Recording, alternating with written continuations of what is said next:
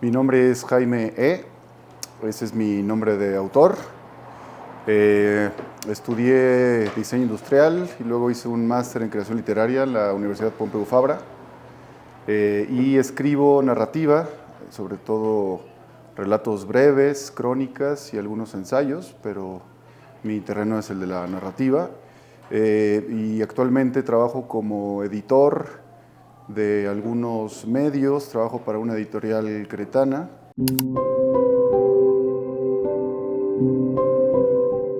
No es nada, digamos, no es nada al azar. Yo siempre desde que comencé a leer encontré en el cuento, en el género cuento, como un vehículo muy potente para contar historias, sobre todo por la densidad que tiene el cuento como característica, ¿no? Es un género que permite concentrar muchos significados, es un cuento que se centra mucho más en la anécdota, en la trama, donde que tiene mucho más potencia, digamos, en cuanto a intensidad, a diferencia de la novela, que es mucho más digresiva, es más amplia. A veces comento que la novela yo la veo como un discurso magnífico y el cuento es como un susurro, como un chisme. Es algo mucho más breve, más contenido y a veces, si lo haces bien, porque es difícil, es también mucho más poderoso, a mi parecer. Entonces no es nada, digamos, azaroso porque se escriba, digamos, porque sea más breve, que sea más fácil de escribir. No lo veo así, realmente es un género que yo disfruto pensar, trabajar y es un género que yo consumo muchísimo. Siempre tengo o intento tener una novela, algún libro de poesía o de ensayo y siempre un compendio de cuentos de algún autor. Entonces como de cabecera siempre estoy leyendo cuento todo el tiempo.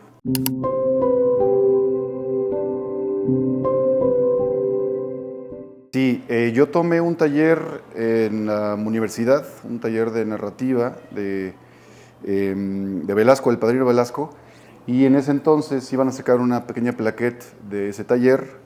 Entonces escribí un cuento que se llamaba Campeón como Mamey Calado, y es la historia de un boxeador, digamos, de calle, no profesional, amateur totalmente, que ya se quiere retirar, pero resulta que uno de los vecinos que también se dedica a pelear le echa los perros a su novia y entonces la novia le dice que su actual novio, que es el protagonista, lo tiene que defender, ¿no? Entonces tiene que volver del retiro para defender el honor de su novia. Es un cuento obviamente muy básico, muy primario, pero lo escribí sobre todo pensando mucho en el lenguaje, inspirado por la obra de un autor, creo que es de Tamaulipas, Rafael Ramírez Heredia. Entonces, si bien obviamente no lo quise copiar, se fue como un homenaje porque intenté que el lenguaje tuviera ciertas características similares a la narrativa que él escribe y que durante mucho tiempo influyó en mí.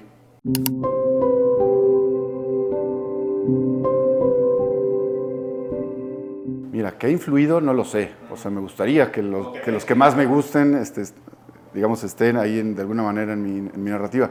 Pero te puedo decir que John Cheever es uno de mis autores favoritos, a los que siempre acudo. Jorge Ibargüengoitia, el escritor de Guanajuato, es otro mexicano. Digo, por supuesto, los lugares un poco comunes como Juan Rulfo, etcétera, ¿no? Pero sobre todo la narrativa breve norteamericana y un poco la rusa me han influido mucho. Una autora norteamericana llamada Amy Hempel, últimamente me fascina, siento que sus cuentos está haciendo otra cosa, a pesar de que la señora creo que tiene 75 años, yo no he encontrado nada parecido a ella. Otro, por ejemplo, Rubén Fonseca, el brasileño, que son cuentos muy caóticos, muy violentos, donde siempre los personajes son policías o detectives o prostitutas.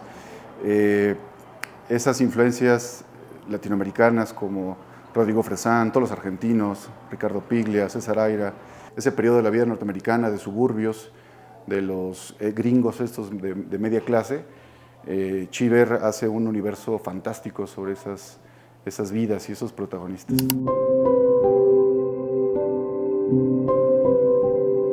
Sí, bueno, evidentemente todas las historias que cualquier autor de ficción cuenta, pues tienen un porcentaje de autobiografía, pero yo no lo veo así, o sea, continuamente estoy cazando historias. Alguien decía, creo que era Lish, el editor, que escribir o el hecho de ser escritor es como estar abierto a los negocios, como que siempre tener esa sensibilidad poder hacer un trato, ¿no? O una venta, mejor dicho. Entonces, pues yo siento que mi manera de escribir es muy cercana a la intuición. Estoy en alguna conversación con amigos o estoy caminando en la calle y de pronto veo alguna escena que me llama la atención, que sobre todo que me despierta una emoción muy particular, y ahí es donde empiezo a cuestionarme por qué me dolió, por qué me interesó, y construyo a partir de esa sensación o de esa emoción una historia que explote o que intente explotar esa emoción. En el primer cuento del libro, que se llama El Pudel de Pedro Infante, pues pasa eso muy claramente. Yo vi un día que hacía muchísimo calor, a las 12 del día, a un paseador de perros joven que estaba sudando y estaba literalmente siendo jalado por una docena de perros, y parecía el peor día de la vida de ese pobre chamaco, ¿no? Entonces construí una historia para explicarme o para ponerme en la piel de ese paseador. Entonces así, casi por lo general son mis historias.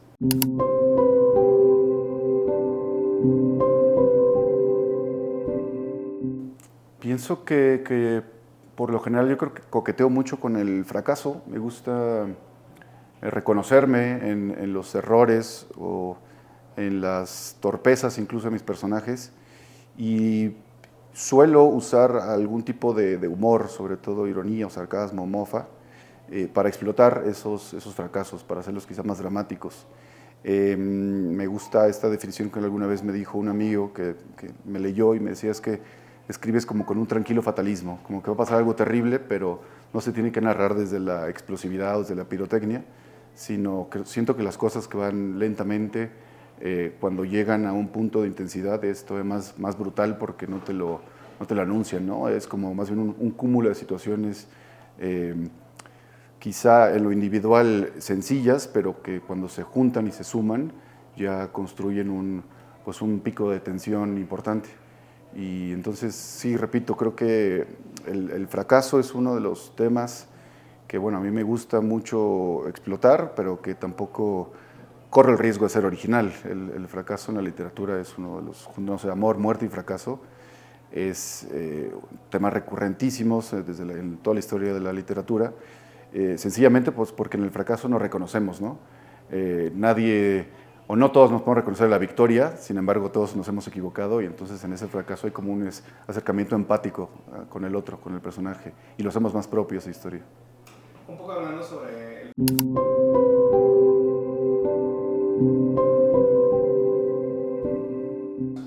menos, no sé. Sí, mira, a veces digo que no soy tanto un escritor, sino un reescritor.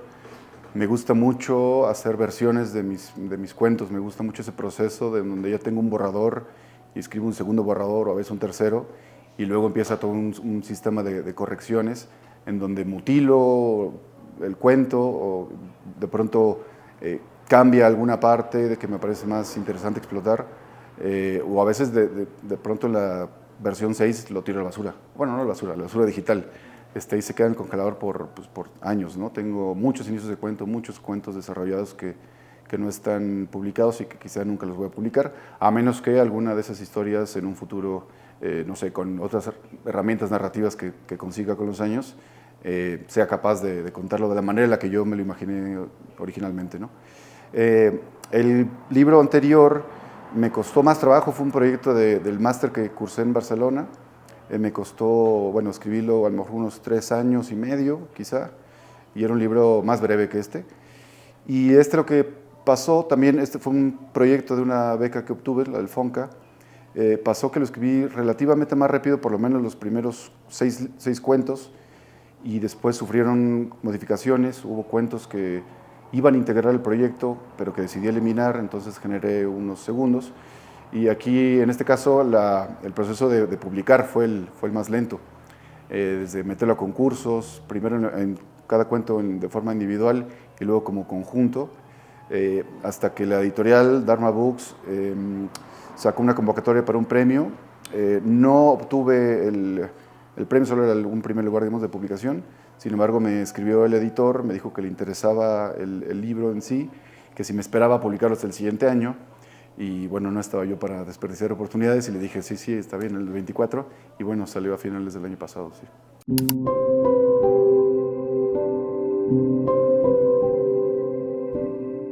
¿Por qué?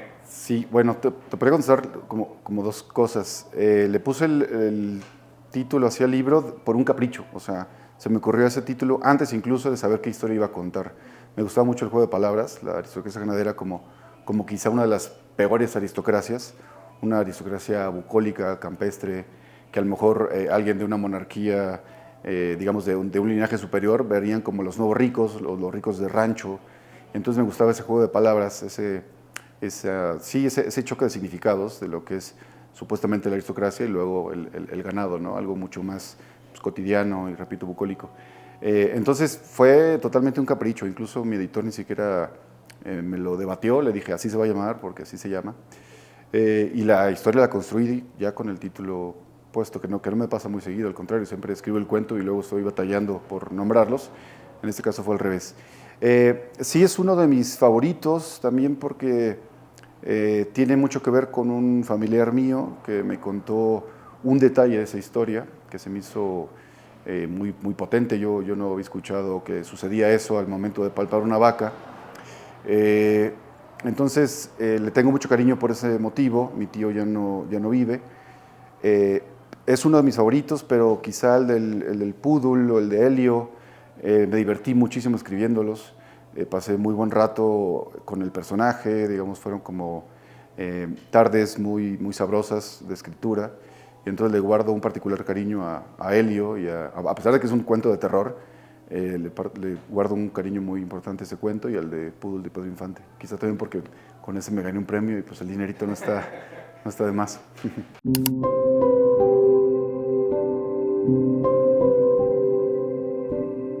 Mm, no creo, de hecho pienso, es mi opinión, que se vuelve un poco más difícil. Quizá redactar es más sencillo, tienes algunas herramientas porque ya lo has hecho antes. Sin embargo, uno conforme escribe también está leyendo. Y entre más lees, más te das cuenta que hay un universo gigantesco, cada vez se amplía más. Autores nuevos, autores que están haciendo cosas muy interesantes o incluso no nuevos para ti, pero que tienen a lo mejor 500 años y que ya lo hacían y que tú por vagancia o por mera ignorancia no conoces su trabajo. Entonces, tú vas dialogando con esas lecturas, vas trabajando con base en ellas y entonces se vuelve como el reto más alto, o tú intentas poner la vara más arriba y te metes en problemas que son los buenos retos, ¿no? O sea, problemas que te tienes que poner si eres un artista medianamente serio, a la par, claro, de tus intereses estéticos o políticos, que eso es otro tema, ¿no? Eso tú lo tienes ya, una mirada, por ejemplo, se va afinando. No que venga solo, pero que ya lo traes y hay que pulirlo, esa mirada, ese interés. Eso es por un lado, y por el otro, la parte técnica, la parte de la narrativa, de las herramientas, aunque vas sumando más, te das cuenta que careces de más todavía. Entonces, que te faltan muchas más navajas y rifles y, bueno, o flores, lo que sea. Entonces, no creo que no se vuelve más difícil, pero creo que sí construye cierta pericia y sobre todo cierta, no decir templanza, como una manera de estar tranquilo de que lo vas a lograr, porque ya has pasado por muchos proyectos en el que te quieres arrancar el cabello porque nomás no sale y tarde o temprano sale. Así que aunque los retos son un poco más difíciles, también tienes la experiencia que te hace pensar va a salir. Solo sigue disciplinado, sigue constante y tarde que temprano sale. Y si no sale tampoco importa. Entonces esa idea de que a nadie le importa lo que escribes es muy liberadora, porque no eres responsable de nada, o sea, más que contigo mismo y con tus gustos y tu ejercicio artístico. Entonces, sin pensar en, ay, es que ya tengo que publicar o qué van a decir mis amigos o mis lectores porque no saco nada. No, es que realmente a la gente no le está, jamás pone un segundo de su tiempo en pensar en ti. Entonces, son cargas inútiles que uno se achaca, presiones extras. Entonces, mientras tú tengas cierta disciplina y una vocación como sólida, sí, los retos son más cabrones, pero tienes como más talante, como más potencia para hacerlo. Siento que este último comentario que hiciste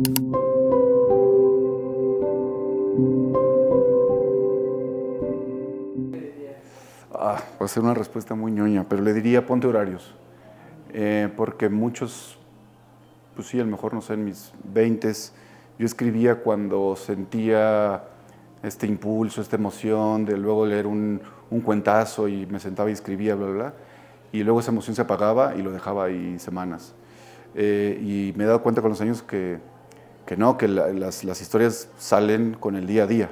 A lo mejor no el lunes, a lo mejor no el miércoles, pero el sábado te va a salir. Y no puedes llegar al sábado si no escribiste de lunes a viernes. Entonces es una cuestión de, sí, de tenacidad, de disciplina, y eso le diría al Jaime, ponte horarios, aunque sea 2 horas al día, hora y media, pero cúmplelo todos los días y llegas a algo. Aira siempre dice que él escribe, bueno, ya sé que es un autor muy prolífico, pero él dice que solo escribe una página al día, es más que ni se permite más. En cuanto tiene algunas ideas, deja palabras al final, pero no sigue redactando. También eso decía Hemingway, que uno nunca tiene que escribir sin tinta en el tintero. Que dejes algo, dejes alguna idea, porque eso te va a servir para el día siguiente para comenzar, ¿no? Para no amanecer seco. Entonces, sí, no tienes que escribir mucho. O sea, Knausgaard escribe 25 páginas al día, César Aira, 1 página al día, pero los dos escriben diario. Entonces, yo creo que con eso llegas a una obra suficiente.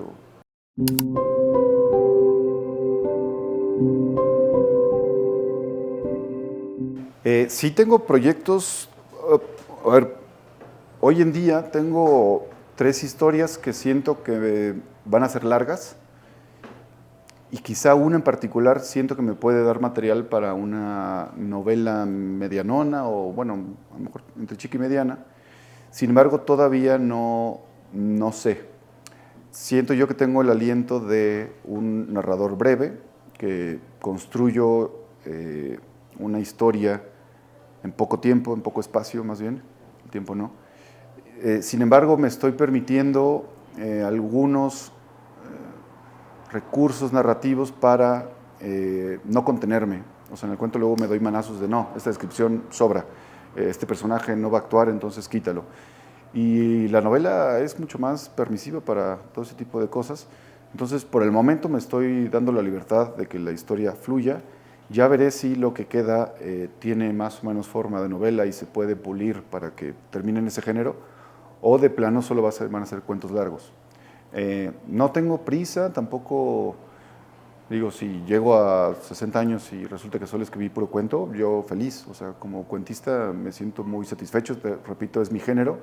Si en el camino surge un par de novelas, también no estaría mal tenerlas, pero vaya, no es mi meta, no es como mi maratón, no, yo corro 100 metros planos y se acabó.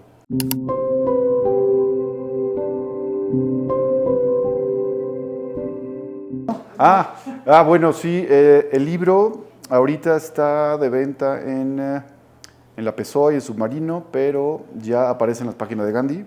Todavía no hay ejemplares, pero estoy esperando que a lo mejor en unas 2 semanas ya esté en Gandhi, en Sótano, Gonville, en Amazon, que bueno, en Amazon no es tan padre que esté, pero y en las independientes de Guadalajara, de México, de aquí de Querétaro, de Monterrey, de algunas ciudades más, pero bueno, en los canales comerciales, en esos 3 va a estar. Déjate lo paso para que lo...